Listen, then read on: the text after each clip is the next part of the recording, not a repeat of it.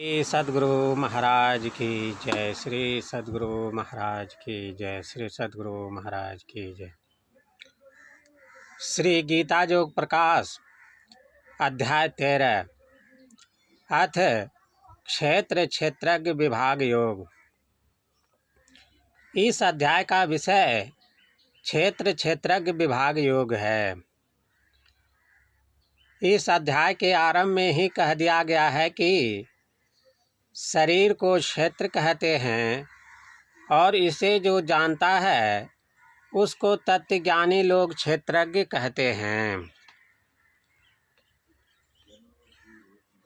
12वें अध्याय के भक्ति योग 12वें अध्याय में भक्ति योग का वर्णन हो चुका है।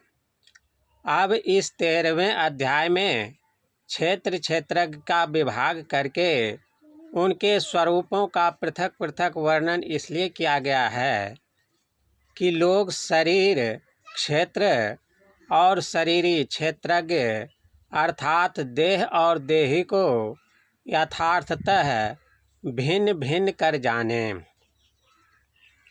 दोनों को एक ही न समझ बैठें और न यह समझ कि देही देही है और न ऐसी भूल करें कि देह में देह से भिन्न कुछ अन्य पदार्थ देही या चेतन जीव है ही नहीं, तथा लोगों की सुनिश्चित रूप से यह भी पूर्णतया विदित हो जाए कि स्वयं परमात्मा की विशेषावतार के शरीर क्षेत्र में उस व्यक्त दिव्य श्री विग्रह रूप से भिन्न अद्भुत और अव्यक्त हैं।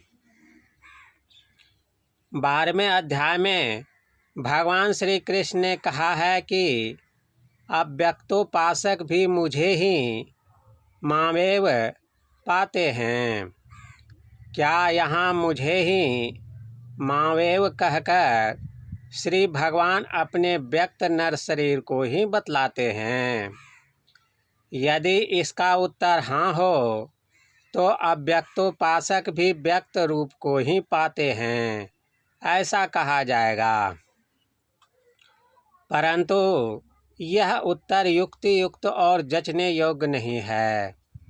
भगवान ने गीता में ऐसा कहीं नहीं कहा है कि मैं केवल व्यक्त रूप ही हूँ, अव्यक्त नहीं, बल्कि अध्याय 7 के श्लोक 24 में स्पष्ट रूप से उन्होंने अपने को अव्यक्त ही बतलाया है और केवल व्यक्त ही कहकर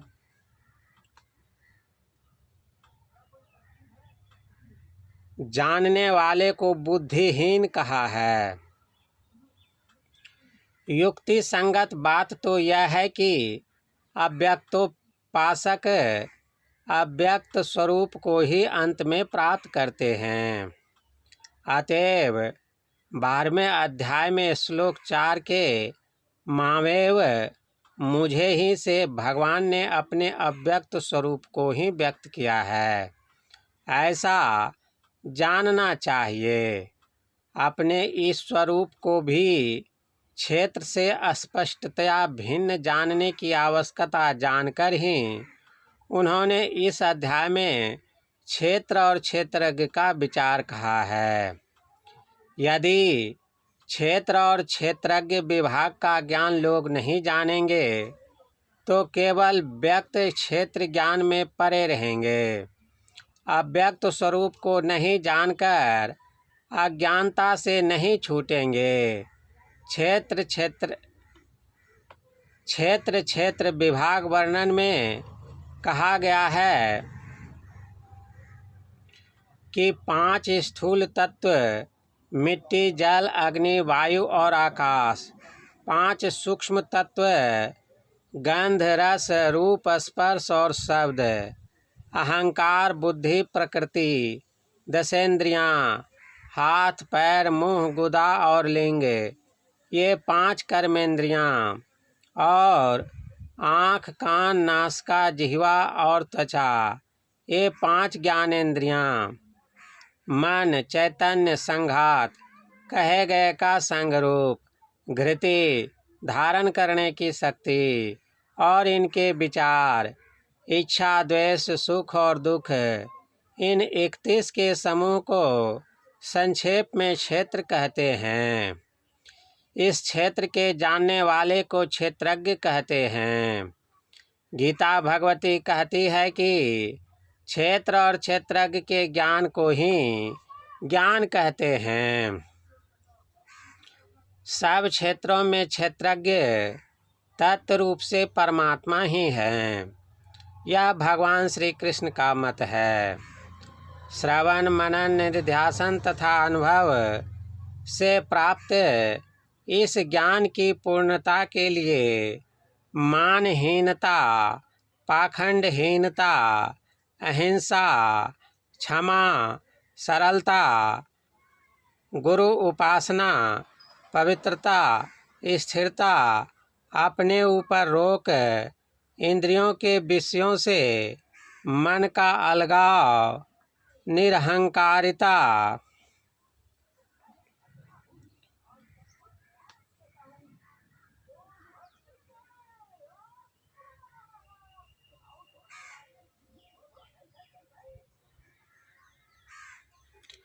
जन्म, मरण, बुढ़ापा, व्याधि, दुख और दोषों का सदा स्मरण, पुत्र स्त्री गृहादि में मोह तथा ममता का भाव, प्रिय और अप्रिय में स्थिर समता, अनन्यता से ध्यान युक्त परमात्मा की एक निष्ठ भक्ति, एकांत स्थान का सेवन, जन समूह में सम्मिलित होने की अरुचि, अध्यात्म ज्ञान की सत्यता का स्मरण और आत्मदर्शन, इन सब का सेवन करता हुआ साधक ज्ञान में रहता है। यदि ऐसा नहीं रहता है तो वह अज्ञान में है। इन सब बातों के सहित भगवान श्री कृष्ण का यह भी मत है कि क्षेत्र और क्षेत्रज्ञ के ज्ञान को ही ज्ञान कहते हैं और क्षेत्रों में क्षेत्रज्ञ तत्वतः परमात्मा ही हैं। अतएव उपर्युक्त ज्ञानों के अतिरिक्त ज्ञान को अनात्म ज्ञान कहना अनुचित नहीं है। गीता में यह नहीं कहा गया है कि भगवान श्री कृष्ण के दिव्य नर रूप व विराट रूप श्री विग्रहों व दिव्य क्षेत्रों में और उनमें व्याप्त आत्मा या क्षेत्रज्ञ में भेद नहीं है। क्षेत्र को व्यक्त कहा जाएगा परंतु क्षेत्रज्ञ को व्यक्त नहीं, अव्यक्त कहा जाएगा। सब क्षेत्रों में क्षेत्रज्ञ तत्व रूप से परमात्मा ही हैं। उसे प्रत्यक्ष जानने वाले मोक्ष पाते हैं। वह अनादि पर ब्रह्म है। उसे न सत कहा जा सकता है और न असत ही। चैतन्य अपरिवर्तनशील, गतिशील और कल्पमय पदार्थ है। अतएव सत्य परंतु मर्यादित या ससीम है। यही जीव रूपा प्रकृति है।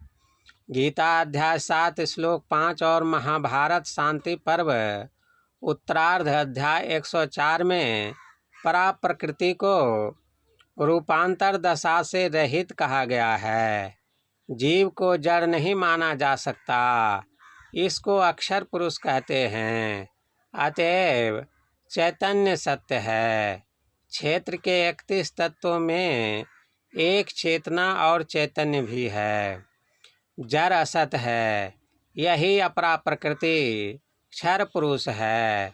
परमात्मा अक्षर अर्थात सत और अक्षर अर्थात असत दोनों से उत्तम और परे हैं। इसलिए उस पुरुषोत्तम परमात्मा को न सत कह सकते हैं और न असत। वह अनादि, असीम अर्थात अमर्यादित है। अतएव ध्रुव और अकंप है। असीम के बाहर अवकाश नहीं। जिसके बाहर अवकाश नहीं, उसमें कंप अथवा गति नहीं। असीम एक ही हो सकता है। चैतन्य स्वाभाविक ही गतिशील और कंपमय है, यह ससीम है। अपरा जड़ प्रकृति रज सत और तम त्रैगुणमयी है। परा प्रकृति त्रैगुण रहित है। पर ब्रह्म पुरुषोत्तम को दोनों प्रकृतियों से परे व उत्तम होने के कारण निर्गुण और सगुण दोनों के परे भी कहा जाता है। उस सच्चिदानंद के यथार्थ स्वरूप को बाल गंगाधर तिलक जी ने इस तरह समझाया है। प्रकृति और पुरुष के परे भी जाकर उपनिषदकारों ने यह सिद्धांत स्थापित किया है कि सच्चिदानंद ब्रह्म से भी श्रेष्ठ श्रेणी का निर्गुण ब्रह्म ही जगत का मूल है। पर ब्रह्म की सब और सब इंद्रियां हैं, परंतु वे स्वरूपतः इंद्रियों से रहित, अलिप्त और इंद्रियातीत है। तात्पर्य यह कि पर ब्रह्म में सब और के सब प्रकार के ज्ञान सदा विद्यमान रहते हैं। वे सर्वव्यापक हैं। वे सबके बाहर और सबके अंदर सदा विद्यमान रहते हैं। त्रैगुणों में रहते हुए अर्थात उनका भोक्ता होते हुए भी वे उन गुणों से रहित हैं, अर्थात निर्गुण हैं। वे ध्रुव स्थित होते हुए भी गतिमान हैं। परा प्रकृति में व्यापक रहने के कारण ही गतिमान सा दिखता है और परा प्रकृति में व्याप्त अर्थात उस प्रकृति के सहित रहने के कारण उसे राम या सब में रमण करने वाला भी कहते हैं। यही सच्चिदानंद है। यह ब्रह्म सबसे दूर और सबसे अधिक निकट भी है। इस संबंध में कबीर साहब के ये शब्द हैं। स्वरूप अखंडित व्यापी चैतन्य चैतन्य, ऊंचे नीचे आगे पीछे दाहिन बाएं अनन्य। बराते बड़ा छोटते छोटा मिही ते सब लेखा, सबके मध्य निरंतर साईं दृष्टि दृष्टि सो देखा। है सब में सब ही ते न्यारा आदि, सबके निकट दूर सब ही ते। सखिया वाह घर सबसे न्यारा, जहाँ पूरन पुरुष हमारा।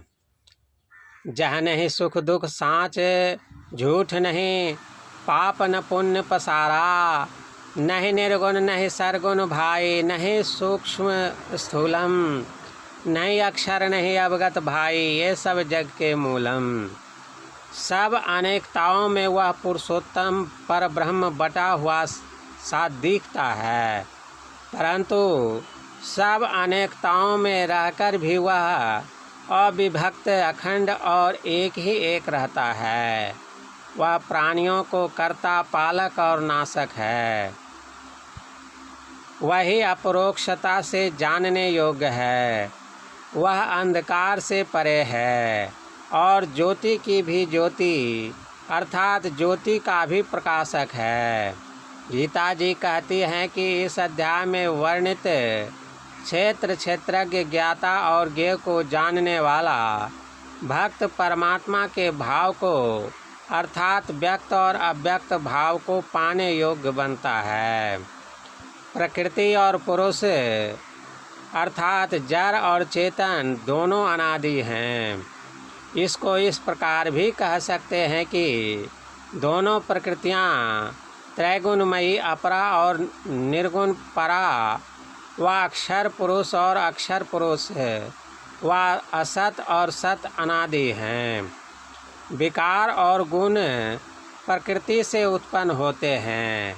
कार्य और कारण का हेतु कारण प्रकृति महाकारण है। कार्य अर्थात अनेकतामयी सृष्टि का कारण साम्यावस्था धारणी मूल प्रकृति का कंपित भाग रूप विकृति प्रकृति है और इस कारण रूप विकृति प्रकृति का हेतु या कारण साम्यावस्था धारणी त्रैगुणमयी मूल प्रकृति है। इसी मूल प्रकृति को महाकारण कह सकेंगे। जगत का यह उपादान कारण है। पुरुष चेतन जीव प्रकृति से उत्पन्न होने वाले गुणों को भोगता है, अतएव यह सुख दुख के भोग में कारण है। यही भोग और गुण का संग जीव को अच्छी बुरी योनियों में जन्म लेने का कारण होता है। शरीरस्थ जीव अकेला ही शरीर में नहीं रहता है। परमात्मा पुरुषोत्तम भी उसके साथ ही साथ शरीर में इस प्रकार पूर्णतः व्याप्त रहता है, जिस प्रकार वायु पूर्ण किसी घट में आकाश। परा प्रकृति व चेतन जीव पुरुष पुरुषोत्तम परमात्मा से स्थूल दशा में है और स्थूल में सूक्ष्म स्वाभाविक ही व्याप्त रहता है। त्रैगुणमयी प्रकृति को तथा पुरुष को उपर्युक्त प्रकार से अपरोक्ष ज्ञान द्वारा जो जानता है, वह कर्तव्य कर्मों को करता रहकर भी फिर जन्म नहीं पाता है। कोई ध्यान द्वारा कोई सांख्य योग अर्थात सांख्य शास्त्र से निरूपित ज्ञान में मन बुद्धि को डुबाए रखकर और कोई कर्म योग द्वारा योगस्थ रहकर अर्थात कर्तव्य कर्मों को योगस्थ रहकर करता हुआ आत्मा द्वारा आत्मा को देखता है। तात्पर्य यह कि चेतन आत्मा द्वारा परमात्मा का दर्शन पाता है। जो शास्त्र पढ़कर उपर्युक्त विषयों का ज्ञान नहीं रखते हैं, वे दूसरों से सुनकर श्रद्धा से परमात्मा का भजन करके संसार से तर जाते हैं। परमात्मा ईश्वर को सर्वत्र समभाव से रहता हुआ जो मनुष्य देखता है, वह अपघाती नहीं बनता और परम गति पाता है। सब कर्मों को करने वाली प्रकृति है और आत्मा अकर्ता है। जो यह देखता है वही यथार्थ देखता है। जीवों के भिन्नत्व में जब एकत्व दिखने लगे और सब फैलाव उसी एक में होने का बोध जब हो, तब परमात्मा ब्रह्म की प्राप्ति होती है। जैसे सर्वव्यापी आकाश को किसी का लेप नहीं लगता, वैसे ही सर्वव्यापी आत्मा को भी जैसे एक ही सूर्य सर्व जगत को प्रकाशित करता है, वैसे ही क्षेत्रज्ञ सब क्षेत्रों को प्रकाशित करता है, अर्थात सचेतन करके रखता है। ज्ञान चक्षु आत्मदृष्टि द्वारा क्षेत्र क्षेत्रज्ञ का भेद और जीव आत्मा की मुक्ति की विधि को जो जानता है, विधि अनुकूल साधन करता है, वह ब्रह्म परमात्मा को पाता है। 13 अध्याय समाप्त। नीचे की टिप्पणी। इसके अनादित्व के विषय में गीता अध्याय 14 श्लोक 3 के वर्णन के स्थान पर पढ़िए। आज्ञ का कहना है कि किसी गिलास में एक ही बार गिलास भर पानी और उतनी ही मदिरा नहीं अट सकती। अतएव ईश्वर नहीं है, केवल जीव ही देह में है। ये तीनों पृथक पृथक साधन जाने जाते हैं, परंतु तीनों आपस में मिले जुले रहते हैं और श्रद्धालु भक्त भी अपने भक्ति साधन में इन तीनों से युक्त हो जाता है। इनके वर्णन के पृथक पृथक अध्यायों में ये बातें समझा दी गई हैं। ऐसा दर्शन केवल बौद्धिक या परोक्ष नहीं बल्कि अपरोक्ष अर्थात प्रत्यक्ष होना चाहिए। ऐसा दर्शन तभी हो सकता है जब चेतन आत्मा से परमात्मा का दर्शन हो। श्री सद्गुरु महाराज की जय। श्री सद्गुरु महाराज की जय। प्रभु प्रेमियों, अभी जो श्री गीता योग से पाठ आप लोगों ने सुना, यह श्री गीता योग प्रकाश पुस्तक आप सत्संग ध्यान स्टोर से ऑनलाइन मंगा सकते हैं। इसके लिए वीडियो के विवरण में लिंक रहता है। अगर आपको इस तरह का वीडियो पसंद है तो इस चैनल को सब्सक्राइब करें और अपने इष्ट मित्रों को भी बताते हुए हमें भी कमेंट करके बतावें कि इस वीडियो से, इस पाठ से आपको क्या लाभ हुआ, आपको इससे क्या ज्ञान प्राप्त हुआ। इससे आपके भी ज्ञान का रिवाइज हो जाएगा और हमारा भी परिश्रम सार्थक होगा। हमको भी पता लगेगा कि कुछ लोग तो इससे लाभ ले रहे हैं। श्री सद्गुरु महाराज की जय। एक बात और है, आप इस भजन, इस पाठ को, श्री गीता जी के जो पाठ किया गया 13वां अध्याय का, इस पाठ को आप स्वयं भी पढ़ सकते हैं। उसके लिए भी वीडियो के विवरण में लिंक रहता है। अभी जो देख रहे थे वह गुरु महाराज सद्गुरु महर्षि महेश परमहंस जी महाराज अखिल भारतीय संत संघ से अपने बरामदे पर आ रहे थे। ये महर्षि महेश योगी जी हैं, ये उनका निवास स्थान है। अब तोड़ कर करके नया बनाया जा रहा है। ये गुरु महाराज का चित्र। जय गुरु।